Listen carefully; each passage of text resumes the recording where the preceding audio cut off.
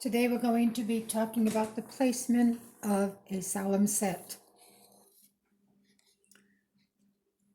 We have the humeral veil, which will go down this way, the back and the front of the vestment, the stole pieces, chalice veil, the cope, the maniple, and the burse. There will be 15 pieces if the fabric is wide enough to contain that whole back piece. On the humeral veil, we have to make sure that the pattern matches both ways. If not, you'll have to have extra fabric. This position that I'm showing you will take 8.5 yards of fabric if there is a 10-inch repeat. And there are certain pieces which you will need to pay attention to make sure you have enough fabric if it's a bigger than 10-inch repeat. So we can put the humeral veil going down this way. If it doesn't matter, like I told you, whether the pattern goes this way or this way. And to the left, you will put the back of the vestment piece, centering where you want to put the emblem, and figure out your pattern for your cross.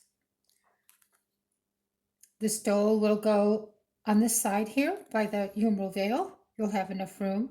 Remember that when you put the stole on, one piece goes this way and the other piece goes the other way.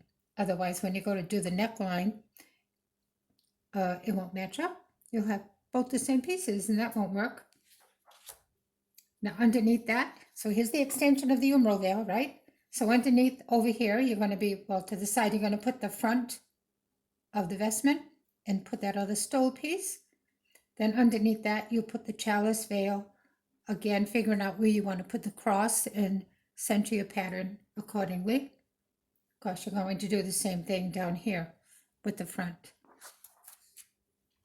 The big back the pieces for the cope, you're going to take, actually, this is the two front pieces.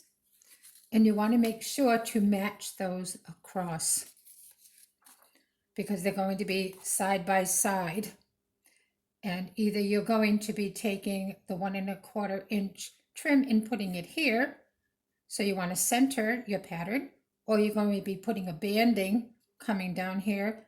And so you want to center your pattern according to that, but you want it to match across. On the other side of the cope, you're going to put the back to the cope, which is the hood, and you're going to center the emblem.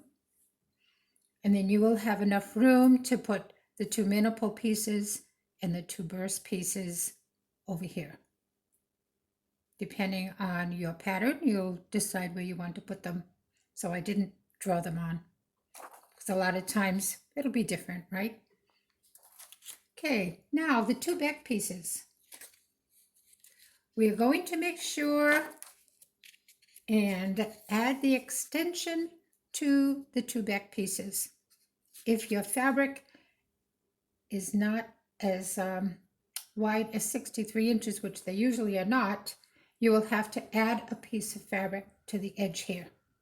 And you want to make sure and add that piece at the edge before you even cut it out, and secure